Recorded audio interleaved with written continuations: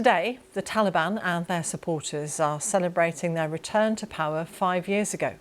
Afghans waving flags have been gathering at Massoud Square in capital Kabul, next to the former US embassy. The celebrations also include sports events which girls and women are banned from attending. Our chief international correspondent, Lise Doucette, who's reported on those events of 5 years ago, is there for us now, and we can join her live. Lise. Yes, and driving through the streets of Kabul, there's still lots of pickups on the street with lots of young Afghan men out, still celebrating, waving the white Taliban flag, celebrating their 5 years of control here in Afghanistan. This is a day steeped in memory and very, very different memories. For the Taliban, of course, it was the day that they suddenly swept into power, August the 15th, 2021, and by the end of the day, they were in power. But for thousands of other Afghans, many of whom are living in countries around the world, it is a day fraught with grief as they remember the events of that day and days after, when thousands, our viewers will remember those startling images coming from Kabul, people running to the airport in a panic, trying to find any way out. So what's life like now, 5 years after the Taliban took charge, with their emir issuing hundreds of edicts, many of them restricting the lives of women and girls? The starkest symbol of Taliban rule. Afghan girls studying in the dark, in danger. Hidden from Taliban eyes. It's called a secret school, in the world's only country where girls' education stops after primary school. This 13-year-old girl wants to go to university. She wants to be a lawyer.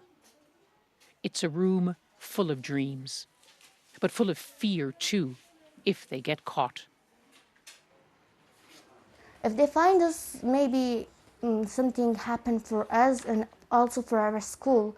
But even with this fear, we're coming to study and learn something. Do you see your future in Afghanistan? No. Sometimes I'm thinking that what will happen in the future, and sometimes I get sad. And where do you find hope? From thinking about my future, that maybe it will be good. You're a very brave girl. Thank you also.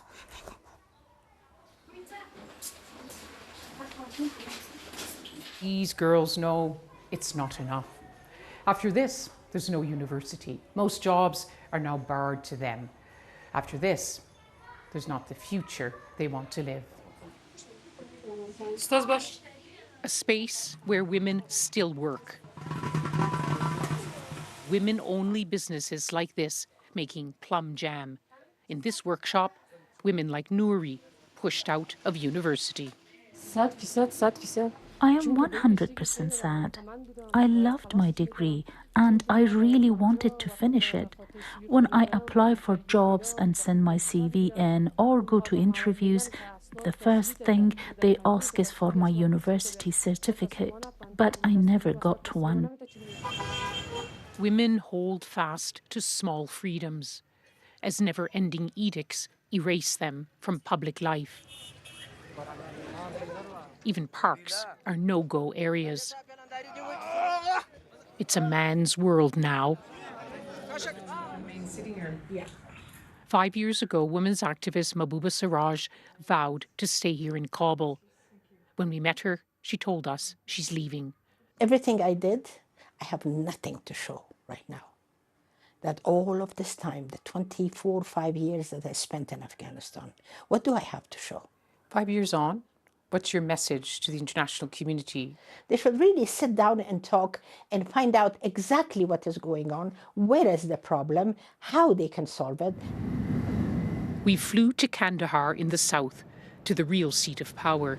It's where the Taliban's reclusive emir has issued edicts so harsh, even some Talibs oppose them. His chief spokesman lauded their achievements. It has been 5 years since Afghanistan has not been under foreign occupation or at war. Afghanistan has had a good opportunity over these 5 years to rebuild. Just after the Taliban came to power, you publicly said, "We are going to allow women to work and study within the framework of Islam." What happened? Yes, we had said that it would be under the guidance of Islam and Islamic laws. At present, women work in places where there is a need for them and where Islam permits it. When you hear reports of young girls committing suicide because they don't see they have any future, how does that make you feel? We will do everything within our ability to find a solution to this problem. Afghan lives are battered by many shocks.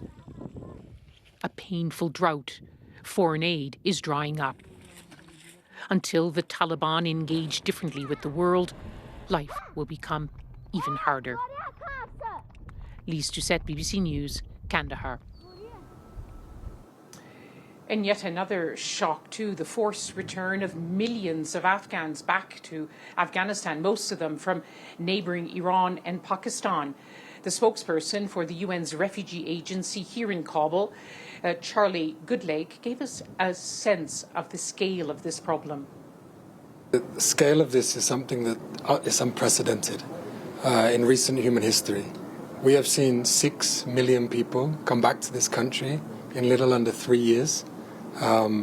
Many of them, as you said, from Pakistan and Iran, many of them after many years in those countries, and coming back to Afghanistan full of uncertainty about what the future lies ahead for them here.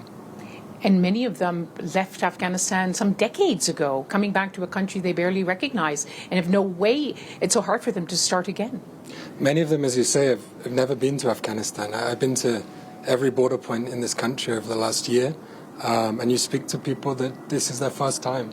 They're coming across the border and they're seeing Afghanistan. And there's a mix of emotions that come with that. There's the real uncertainty of what lies ahead of them. There's the hardship of what they've left behind, being forced in some cases out of Pakistan and Iran. But there's also some hope that they are coming back to a country that there is their own. And with the right investment and the right support here, it's our job to try and help them and support them on that journey. The Taliban say that they will help the people coming back. They encourage people to come back. Do they have the resources and do you have the foreign aid that's necessary to make it something work for them? You know, the Taliban have received people and they're at the border points for many people welcoming them back to this country. The big problem, Lisa, is that the needs that we see on the ground, all of the very, very basic needs, shelter, livelihoods, education, they're massively outstripped by the resources that we have available to us. And that was Charlie Goodlake of the UNHCR, and one of the many challenges that the Afghan people and their Taliban leaders now have to confront. War has finally left Afghanistan, not just after 5 years, but after decades of war in this country. But Afghans are still fighting on so many fronts.